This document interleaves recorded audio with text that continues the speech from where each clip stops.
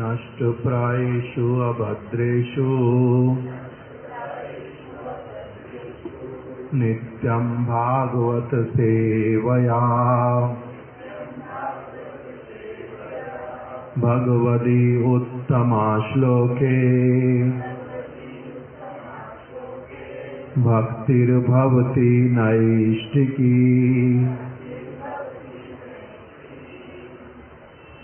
नष्टप्रायेषु अभद्रेषु नित्यं भागवत सेवया भगवती उत्तमा श्लोके भक्तिर्भवति नैष्ठिकी। तमादिदेवं करुणानिधानम्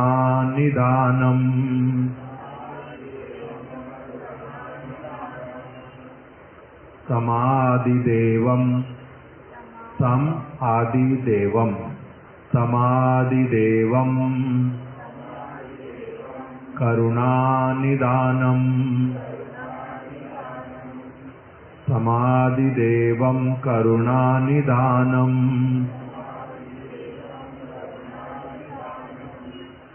आगे तमालवर्णं सुहृदावतारम्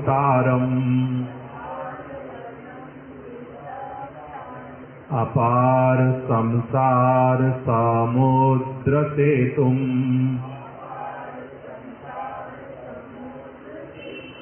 भजाम्यहं श्री भागवत स्वरूपम्।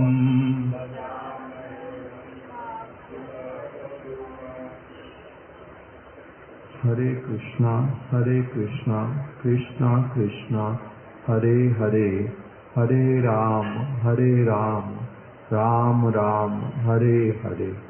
श्रीमद्भागवतम सप्तम स्कंद नवम अध्याय और उसका कल हम लोगों ने श्रवण किया था 12वां और 13वां श्लोक।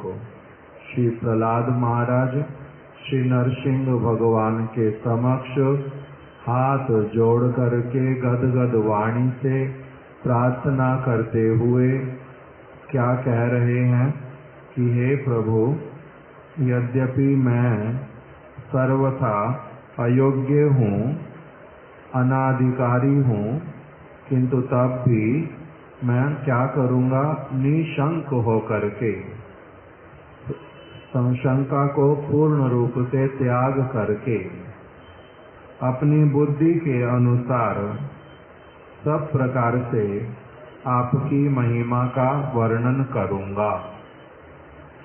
इसलिए क्योंकि भगवान की महिमा सुनने अथवा पढ़ने से जो अविद्या के कारण उत्पन्न अज्ञानमय संसार में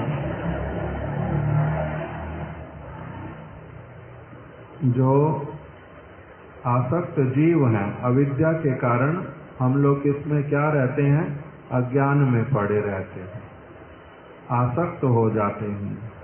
आसक्त जीव के सारे कल्मश दूर हो जाते हैं और वह पवित्र हो जाता है। ये हमने कल विस्तार से श्रवण किया था कि मैं अब कोई भी संकोच नहीं करूँगा, मैं आपकी महिमा का भली प्रकार से गान करूँगा। किस लिए?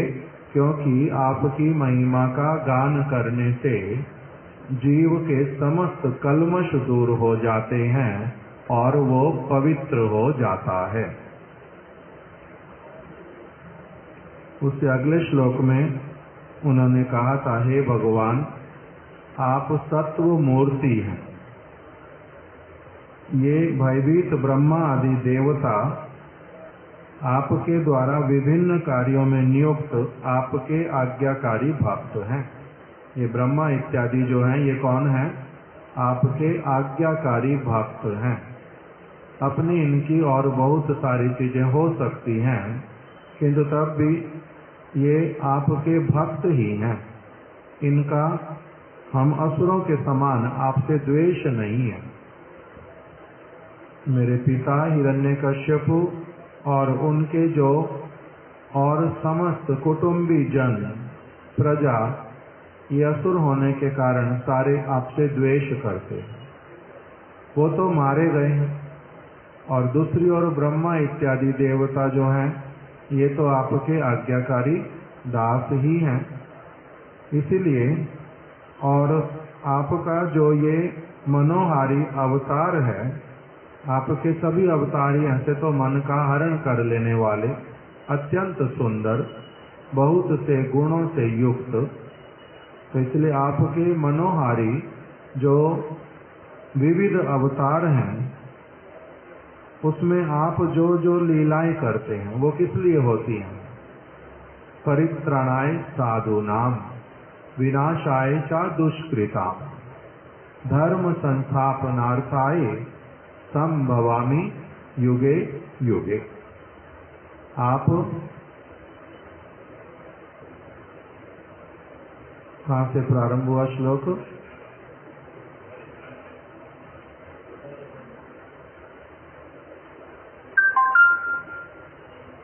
परित्राणाय साधूनाम, साधुओं का परित्राण करने के लिए, अर्थात उनका रक्षा करने के लिए। दूसरा अर्थ हमारे महाराज जी करते थे, उनकी अभिलाषा को पूर्ण करने के लिए। परित्राणाय साधूनाम, आपका अवतरण जो होता है साधुओं का जो आकांक्षा है उसको पूर्ण करने के लिए होता है। साधुओं की आकांक्षा को पूर्ण करने के लिए आप अवतरित होते हैं। परित्राणाय साधूनाम, ये सभी ब्रह्मा, रुद्र, इंद्र, सिद्धगण, किन्नर, ऋषि, सभी लोग ये गंधर्व क्या चाहते थे? हिरण्यकश्यपु का वध चाहते थे। इनकी यही अभिलाषा थी, क्योंकि हिरण्यकश्यपु घोर असुर, उसने बहुत उत्पात मचाया हुआ था, सभी को उसने असुविधा में डाल के रखा था और ये सभी भक्त आपकी सेवा नहीं कर पा रहे थे उसी के उत्पातों के कारण। इसीलिए इन्हीं का परित्राण करने के लिए ही तो आप अवतरित हुए हैं ना। परित्राणाय साधूनाम, इन्हीं का उद्धार करने के लिए ही, इन्हीं का ही मन का अभिलाषा पूर्ण करने के लिए आप अवतरित हुए हैं। आपकी ये जो अवतरित होने का जो उद्देश्य है वो तो यही वाला ही है कि वो जगत का मंगल करने वाला होता है, किसी के भी भय को उत्पन्न करने वाला नहीं होता। आप तो किसी को भयभीत करने के उद्देश्य से तो इस जगत में नहीं आते ना। साधुओं को विशेष करके भय देने के लिए आप थोड़ा ना अवतरित होते हैं। आपका अवतरण तो है साधुओं को शांति, सुख, अपने दर्शन से आनंद प्रदान करना इत्यादि। तो इसलिए ये ब्रह्मा इत्यादि जो देवता हैं इनके प्रति आप अब शांत हो जाओ, इनके प्रति कृपा करो। ये हमारी तरह थोड़ा ना है, हम लोग तो असुर कुल वाले, हम आपके प्रति द्वेष रखने वाले। ब्रह्मा इत्यादि देवता आपसे द्वेष नहीं रखते, ये द्वेषी नहीं है। असुर गण कौन होते हैं? द्वेषी, द्वेष रखने वाले। भगवान से द्वेष रखता है कोई? असुर लोग रखते हैं, जिनका होता है द्वेष। द्वेष का अर्थ क्या होता है? भगवान से द्वेष रखना। द्वेष क्या होता है? ईर्ष्या। द्वेष और ईर्ष्या प्राय एक ही शब्द है। द्वेष रखना, ईर्ष्या करना। ईर्ष्या का अर्थ क्या होता फिर? ना, जलन हो गया वो ठीक है, किंतु क्यों करता है एक व्यक्ति द्वेष? ईर्ष्या होना, द्वेष होना किसी के प्रति क्यों होता है?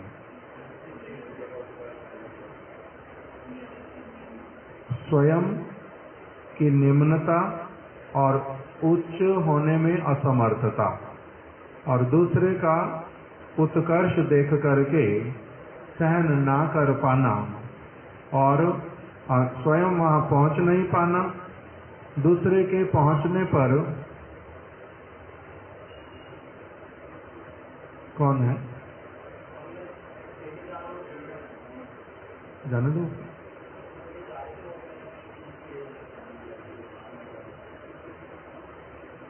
तो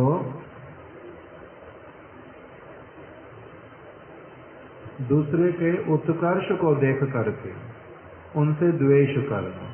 भगवान का क्या उत्कर्ष है? उत्कर्ष अर्थात बहुत ऊंची स्थिति, बहुत उच्च पद, बहुत अधिक शक्ति, बहुत अधिक योग्यता, बहुत अधिक ऐश्वर्य, बहुत अधिक सेवक, जन धन, ये सारा कुछ उनके पास बहुत अधिक, उनके कंट्रोल में सब कुछ। तो इसीलिए ये जिसको वही वाली वस्तु प्राप्त करनी, वहां तक पहुंचने की जिनकी कामना, किंतु पहुंच नहीं पा रहे हैं, चाहते हैं वही सारी वस्तु किंतु होती नहीं है, तो इसलिए क्या होना प्रारंभ होता है? द्वेष। एक है द्वेष। अब ये किसके भीतर में? जिसमें भी ये वाली वस्तु होती है उसको तो क्या कहते हैं? असुर। और जिनको उत्कर्ष देखते हैं वैसे वाला स्वयं भी चाहते हैं, किंतु मैं वहां पहुंच नहीं सकता, इस बात को जो समझते हैं और फिर उनके अनुगत्य में, उनकी शरण में, उनकी कृपा दृष्टि में रह करके मैं जहां तक भी वस्तु को प्राप्त कर सकूं मेरे लिए बहुत अच्छा होगा, जो इस प्रकार की भावना वाला है उसको द्वेषी नहीं कहते, किंतु उनको क्या कहते हैं? कर्मी। ये कर्मी। फिर जो द्वेष नहीं करता, साथ साथ में उनकी किसी भी वस्तु को, भगवान की किसी भी वस्तु को जो अपने उपयोग में नहीं लाना चाहता, भली प्रकार से समझता है जो सब कुछ उनका है, उनके लिए है, मैं भी उनका हूँ, उनके लिए ही हूँ, मेरी समस्त इंद्रियां जो कुछ भी है उन्होंने प्रदान किया है, इसलिए इसको मैंने पूर्ण रूप में उनकी सेवा में नियुक्त करना है। इसको क्या कहते हैं? भक्त। ये एक सरल परिभाषा। तो असुर किसको कह दिया? जो उनकी सत्ता को स्वीकार नहीं करना चाहता, जो उनसे द्वेष करता है, वहां तक नहीं पहुंच पाने पर भी उनको अच्छा नहीं मानता, उनको स्वीकार नहीं करता, स्वयं भी जितना अधिक हो सकता उनकी संपत्ति को चोरी करता है और वो उसको अपना ही मानता है। इसको तो क्या कह देते हैं? असुर। और दूसरा जो है वो कर्मी, देवता इत्यादि, वो स्वीकार तो करते हैं कि भगवान ही सर्वे सर्वा है, किंतु उनकी सेवा के लिए अगर कुछ चाहिए तो हमारे लिए, अपने लिए भी कुछ चीजें चाहिए। उनसे द्वेष इत्यादि नहीं करते, किंतु जिस किसी प्रकार से उनसे अपनी कुछ वस्तुएं प्राप्त करना चाहते हैं। इनको क्या कह देते? कर्मी। जो भक्त हैं वो क्या चाहते, समझते हैं, उनका अनुभव क्या है, समझ क्या है? सब कुछ भगवान का, मैं उनका नित्य दास हूँ, इसी में ही वो प्रसन्न रहते।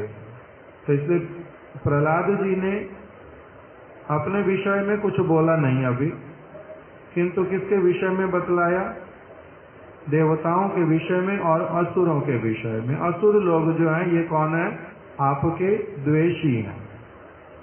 असुर लोग आपके द्वेषी हैं, किंतु ये लोग जो हैं ब्रह्मा इत्यादि देवता, ये तो आपके विभिन्न कार्यों में नियुक्त आपके आज्ञाकारी दास हैं। आपने इनको विभिन्न कार्यों में नियुक्त किया है, अपनी सेवा में नहीं, साक्षात आपने नियुक्त किया है इनको। ये द्वेषी नहीं है, किंतु ये कौन है? कर्मी हैं।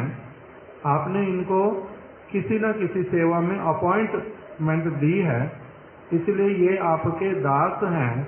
इनसे यदि कोई भूल हो भी गई है, हिरण्यकश्यप को वर इत्यादि देने वाली, तो आप इनको क्या कर दें? इनके प्रति प्रसन्न हो जाएं। ये प्रहलाद महाराज जी ने बोला, क्योंकि आपका अवतार तो इनके मंगल के लिए ना, सभी के जगत के मंगल के लिए है। किसी में भी भय उत्पन्न करने के लिए तो नहीं है।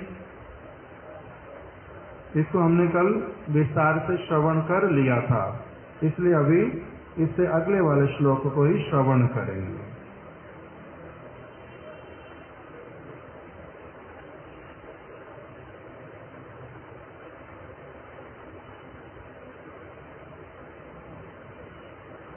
प्रहलाद जी ने कहा, टीका के अंतर्गत बताया कि हम असुर जो हैं, हम इस जगत में हम लोग ही अभक्त हैं और भाग्यहीन हैं। जिसका भाग्य बहुत हीन होता, खराब होता है, उसी को ही फिर असुर कुल में जन्म होता है। उसी को ही आसुरिक वृत्ति वाले व्यक्तियों का संग इत्यादि मिलता है। उसी के कारण उसका खाना पीना, भोजन इत्यादि, व्यवहार, उसकी क्रियाएं, उसका सब कुछ कैसा होता जाता है? असुरों जैसा। क्योंकि वो कौन है? भाग्यहीन है। इसलिए उनको अच्छी वस्तु के ऊपर विश्वास भी फिर होता नहीं, सत्य वस्तु को स्वीकार नहीं कर पाते, क्योंकि उनका प्रारंभ कैसे हो गया? भाग्यहीनता के कारण ऐसे वाले माता पिता के थ्रू उनको जन्म कराया गया, जो क्या करेंगे? उनको असत वस्तु के प्रति ही उसको मोड़ देंगे, असत वस्तुएं खिलाएंगे, असत व्यवहार सिखलाएंगे, उसकी चित्त वृत्ति को विकृत कर देंगे बाल्य अवस्था से ही। ऐसे वाला व्यक्ति का क्यों होता है? क्योंकि वो भाग्यहीन, तभी उसको माता पिता वैसे वाले मिल जाते। इसलिए कह रहे हम असुर जो हैं, असुरगण, हम लोग ही अभक्त हैं और भाग्यहीन हैं, किंतु अन्य सभी आपके भक्त हैं और परम सौभाग्यवान हैं। ब्रह्मा इत्यादि देवता शुद्ध भक्तों की दृष्टिकोण से बहुत निम्न दिखलाई देने पर भी असुरों वाली स्थिति से यदि उनको देखा जाए, कहाँ आसुरिक वृत्ति के लोग और कहाँ फिर ब्रह्मा इत्यादि देवता, तो वो उनसे कहाँ है? बहुत उन्नत है। ये क्या करते हैं? स्वयं के कुछ आकांक्षाएं हैं, स्वयं के कुछ भोगमय कार्यों में नियुक्ति है, किंतु तब भी आपके प्रति द्वेष भी नहीं है, और साथ ही साथ में आपके प्रभुत्व को भी स्वीकार करते हैं और आपके अंडर में जॉब भी करते हैं। तो इसलिए ये कौन है? ये सौभाग्यशाली हैं जो आपने इनको क्या किया हुआ है? अपने राज्य में आपने इनको नियुक्ति दी हुई है दास के रूप में। इसलिए ये सभी तो आपके भक्त हैं और परम सौभाग्यशाली हैं। आपनार नियोग करता दास, आपने इनको अपॉइंटमेंट दिया ही है।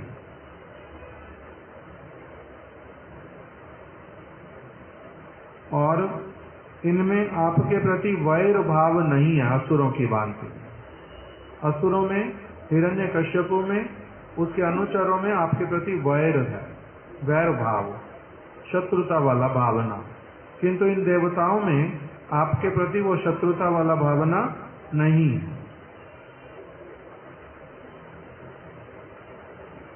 इसलिए इनमें जो अभी भय दिखाई दे रहा है, ये उस तरह का भय नहीं है जैसा कि असुरों का सब समय भय बना रहता है। इनका भय आगंतुक है, थोड़ी देर वाला है, भूल हो गई है, उसके लिए आपसे क्षमा प्रार्थना कर लेंगे। अभी भयभीत हो रहे हैं कि आप पता नहीं क्या करोगे क्या नहीं करोगे, इनको पद से आप निकाल तो नहीं दोगे, आप इनको सब समय के लिए अपनी नौकरी से पूरी तरह से दूर तो नहीं कर दोगे।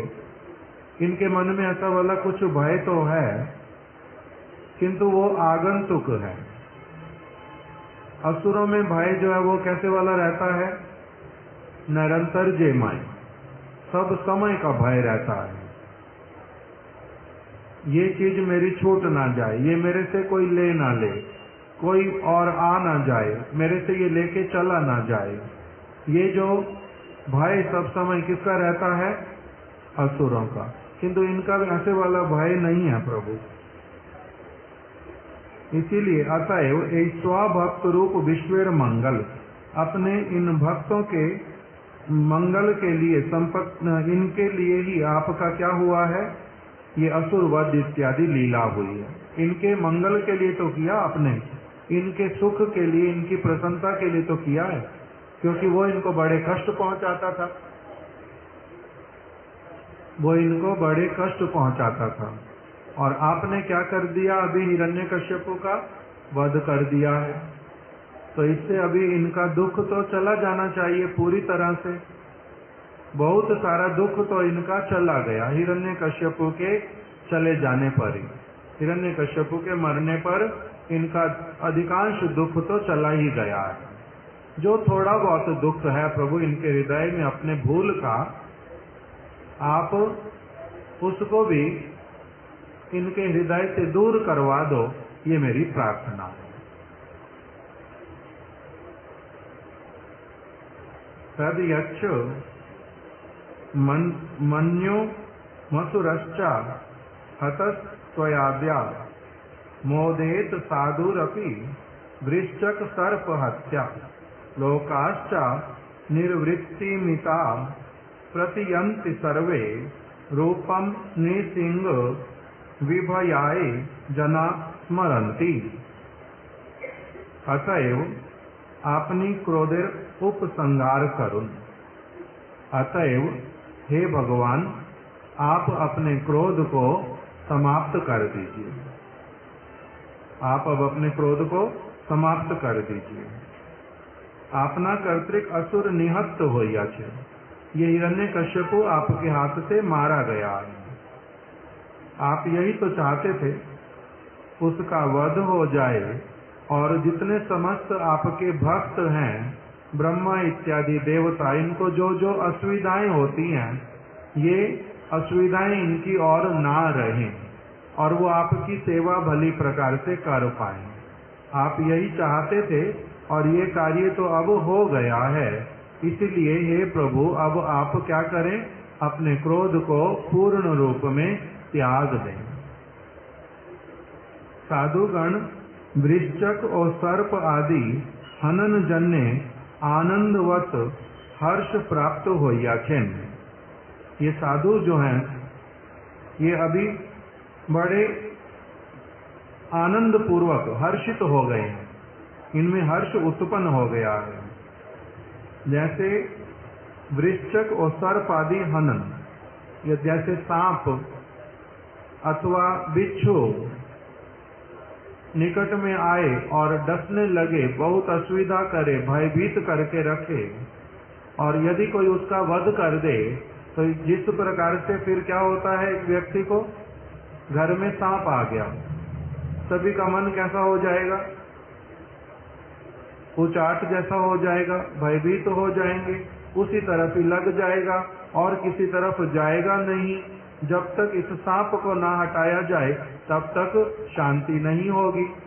जैसे ही सांप दिखलाई दे, पकड़ में आ गया, उसको मार डाला गया, उसको बाहर फेंक दिया गया, तब उस समय हृदय में क्या आ जाएगा?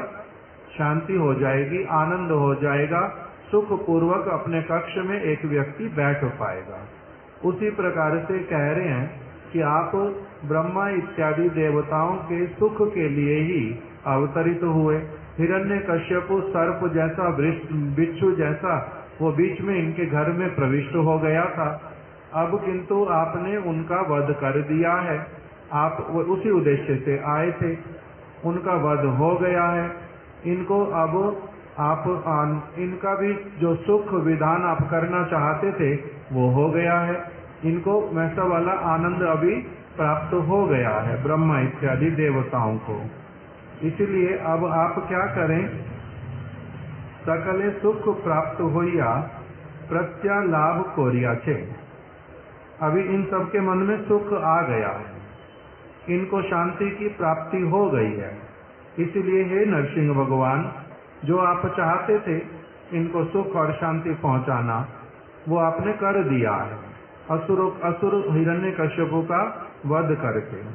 हे नरसिंह देव, लोकेरा भय निवृत्तिर जन्य आपनार यही नरसिंह रूप स्मरण कोरिवे। भविष्य में जो लोग होंगे उनको जब किसी भी प्रकार का भय आएगा हृदय में, वो अपने उस भय से मुक्त होने के लिए, भय से निवृत्त होने के लिए आपके इसी नरसिंह रूप का स्मरण करेंगे।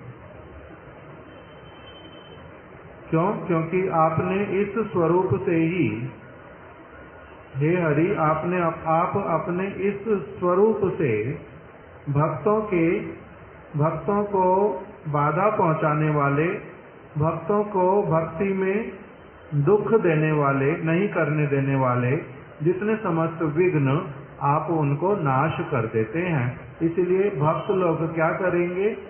आपका स्मरण करेंगे, आपके इसी स्वरूप का ही स्मरण करेंगे निवृत्ति के लिए, दुख से निवृत्ति के लिए, भय से निवृत्ति के लिए। कद जे हेतु टीका में बोल रहे हैं, विश्वेर मंगल आदि कार्य संपन्न होइया छे।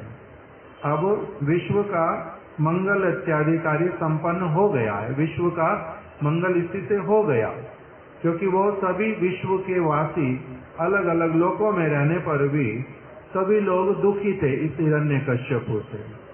अब किंतु जगत का क्या हो गया है? मंगल संपादित हो गया है।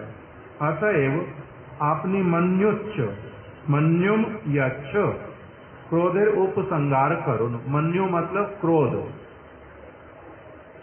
मन्यु लगेगा अर्थात दोष लगेगा, भगवान का क्रोध उत्पन्न होगा। हमने पीछे एक बार सुना था ये वाला शब्द कि हमारे महाराज जी ये शब्द बोलते थे कि अगर विग्रह प्रतिष्ठित किया, प्राण प्रतिष्ठित हैं, और फिर उसका यदि सेवा नहीं करें तो उससे क्या होता है? मन्यु लगता है। मन्यु लगता है का अर्थ क्या हो गया? दोष लगता है। और दूसरा अर्थ क्या हुआ? उसके द्वारा भगवान का क्रोध उत्पन्न होता है कि यदि तुम ये वाला सेवा कार्य सुष्ठु रूप से कर नहीं सकते थे, तब फिर तुमने इस विग्रह को प्राण प्रतिष्ठित करवा के स्थापना क्यों किया? तो उनका क्रोध उत्पन्न हो सकता है, इसको बोलते हैं मन्यु लगना। तो अब प्रहलाद महाराज जी बोल रहे हैं, अतएव आप अपने क्रोध का उपसंहार कीजिए, अर्थात क्रोध को त्याग दीजिए।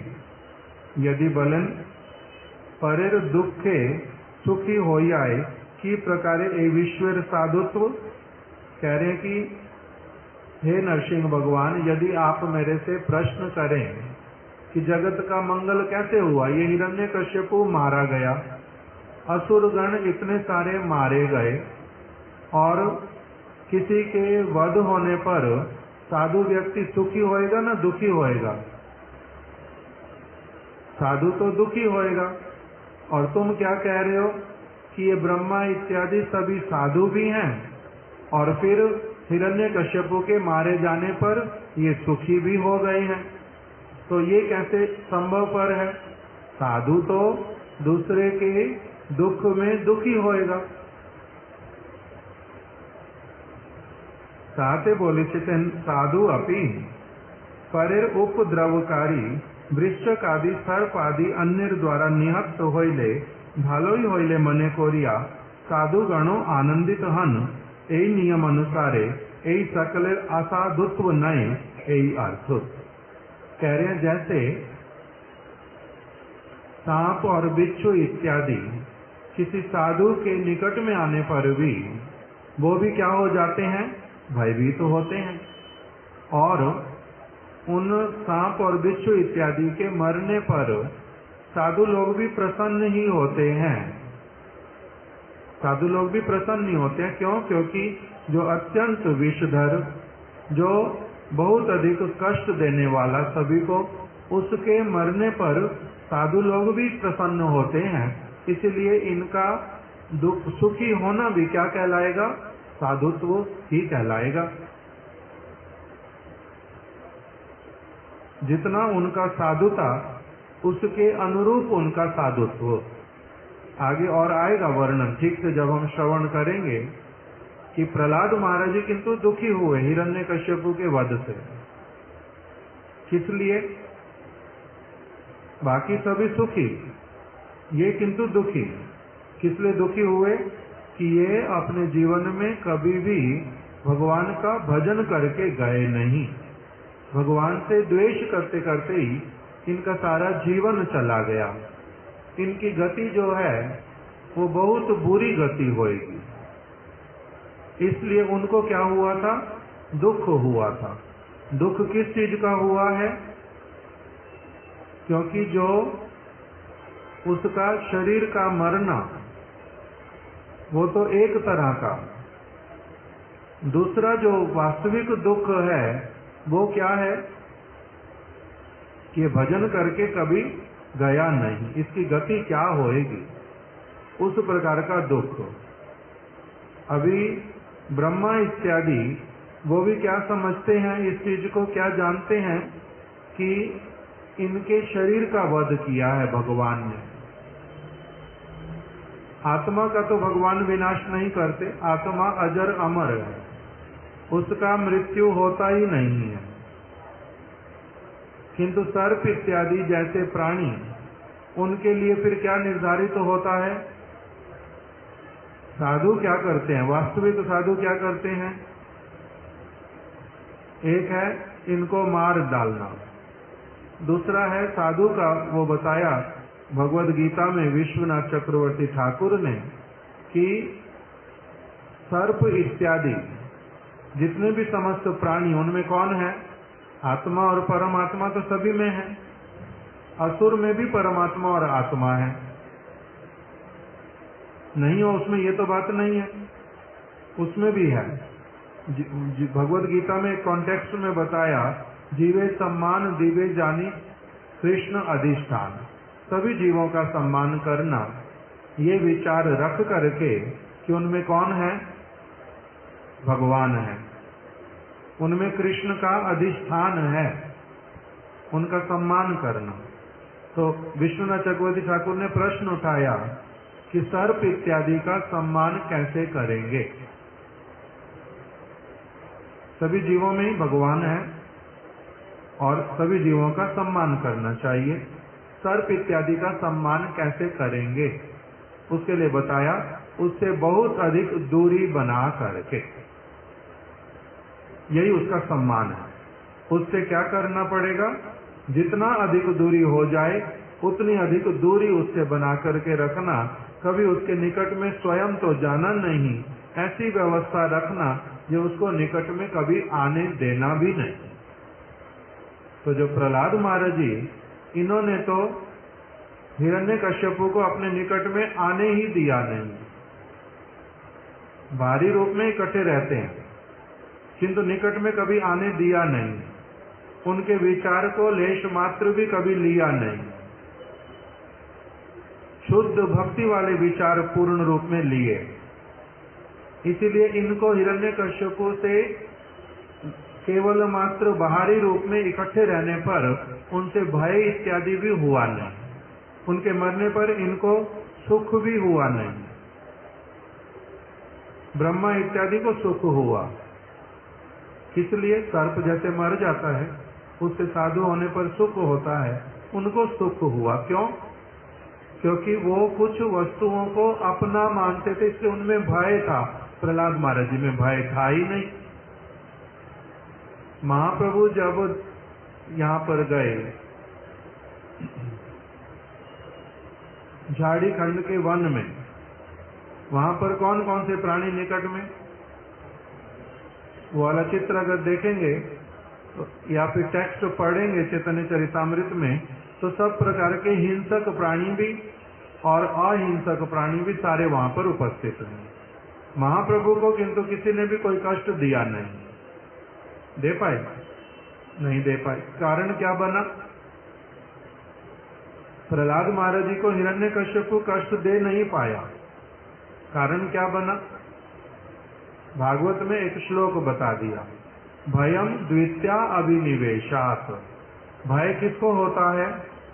जिसका द्वितीय अभिनिवेश है, अर्थात भगवान के अतिरिक्त किसी और तरफ जिसका आविष्टता है उसको तो भय होता है। इसलिए ब्रह्मा इत्यादि को भय था, उनका भय दूर हो गया, इसी बात को बोल रहे हैं। जिनका अपना विषय में नहीं बोल रहे, इनका भगवान में पूर्ण रूप में क्या, ये कैसे वाले थे? द्वितीय अभिनिवेश में इनका प्रथम अभिनिवेश था भगवान में, एकांतिक भक्ति। उसके कारण से इनको भय था ही नहीं। इसलिए जिसको भय नहीं उसको सुख होएगा, किसी के वध होने पर उसको सुख नहीं होएगा। इसे ब्रह्मा इत्यादि के विषय में बता दिया कि उनको सुख हुआ, क्योंकि जैसे सांप इत्यादि के मरने से सुख होता है, उनको सुख हुआ, तब भी उनका साधुत्व भी है इसी में। किस लिए साधुत्व है? क्योंकि वो इस प्रकार के उन्नत अवस्था वाले भक्त नहीं है। भयम द्वितीय अभिनिवेशात्, उनमें द्वितीय अभिनिवेश के कारण कुछ भय है। साधु हैं किंतु अभी अलग स्तर वाले, इसलिए उनको ये नहीं कह सकते कि वो असाधु हैं। प्रतियंती, आपनार दृष्ट निग्रह एवं शिष्ट पालन कर्तृत्वे सकले प्रत्यय लाभ कोरिया छे, तारा एकोन आपनार क्रोध परित्याग कोरिवार प्रतीक्षाए रोइया छे। प्रतियंती, आप क्या करने वाले हैं? असुरों का संहार करते हैं, शिष्ट व्यक्ति का पालन करते हैं। अभी ऐसे वाला जो आपका स्वभाव, वो इन्होंने देख लिया है कि आपने एक कार्य पूरा कर लिया है, असुर का संहार आपने कर दिया है। अब जो दूसरा कार्य है, जो आपका स्वभाव ही है, उसकी ये प्रतीक्षा कर रहे हैं कि आप क्या करेंगे। अभी परित्राणाय साधु नाम, इनका आप परित्राण करेंगे, ये अभी आपकी प्रतीक्षा कर रहे हैं कि आप कब क्रोध परित्याग करेंगे। अतः पर आपनार एतदिश अवतारेर कोनो अपेक्षा नहीं। यहाँ बोलितेছেন, हे नरसिंह, आपका आपनार এই रूपी विभयाए भयर अभावेर निमित्त लोके स्मरण करिबे। आपका अपना कोई आकांक्षा हो किसी से कुछ प्राप्त करने का, ये तो बात है ही नहीं। आपको अपेक्षा नहीं है किसी वस्तु की। आपका जो ये अवतार हुआ है सबके समक्ष, ये कैसे वाला हुआ है? आपके इस रूप को ही व्यक्ति क्या करेंगे? स्मरण करेंगे, लोग स्मरण करेंगे। किस लिए? अपने भय को दूर करने के लिए, और इसके द्वारा उनका भय दूर होगा। आपनार एतादृश रूपेर स्मरण मात्रे अतःपर भीत होइया असुरगण विनाश प्राप्त होइवे।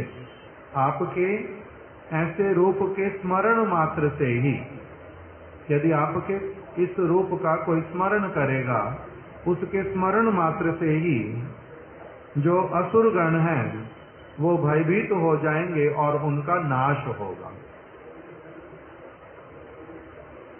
आपका उद्देश्य सफल हो गया। आपका यहाँ पर आपकी उपस्थिति में जो ब्रह्मा इत्यादि देवता, इनका भी भय अब क्या हो गया है, ऐसे तो पूर्ण रूप में दूर हो गया है, क्योंकि हिरण्यकश्यपु का वध हो गया है।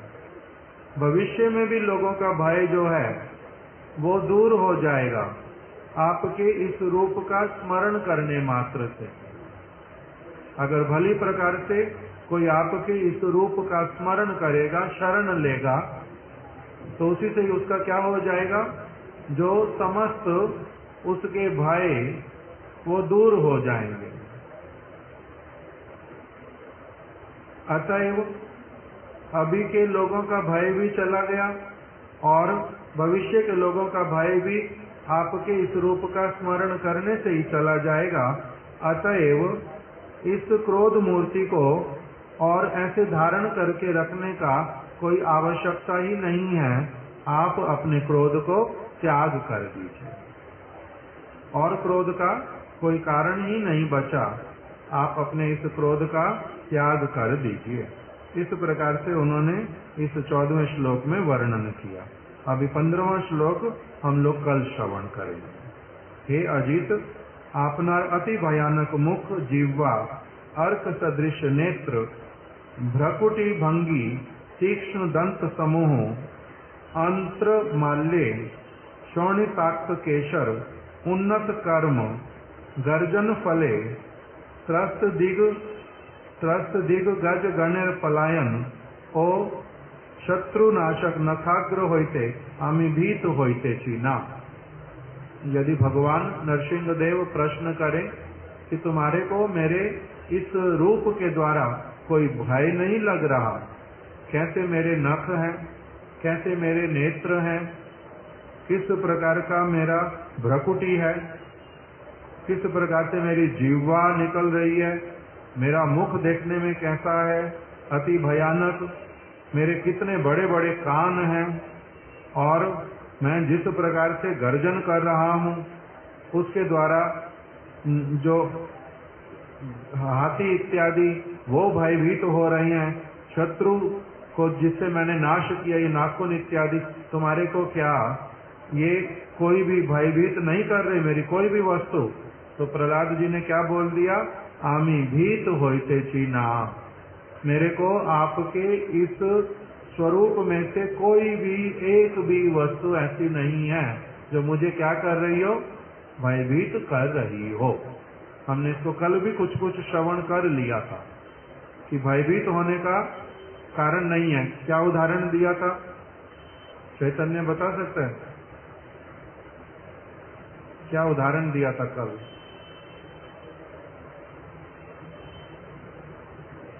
रत्नेश प्रभु बता सकते हैं?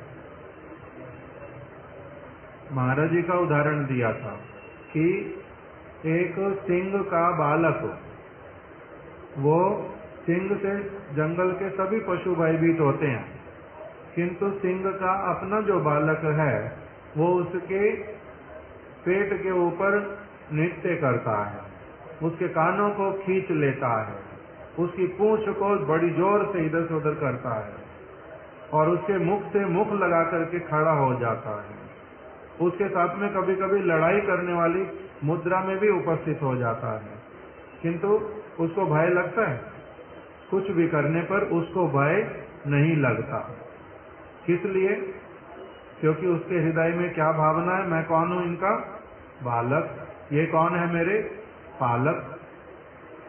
तो इसीलिए उसको जिस प्रकार से भय लगता नहीं, आप मेरे प्रभु हैं, मैं आपका दास हूं, इसलिए आपकी किसी भी प्रकार की जो आपने ये स्वरूप धारण किया, इससे मुझे कोई भय नहीं लगता। क्यों? क्योंकि मैं कौन हूँ? आपका अपना दास। इस बात को उन्होंने अगले श्लोक में बोला। इसकी टीका अब हम लोग कल श्रवण करेंगे।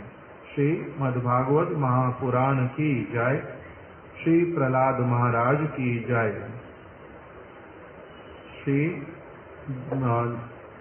विश्वनाथ चक्रवर्ती ठाकुर की जय। श्रील गुरुदेव की जय। वांछा कल्प तरुभ्यश्च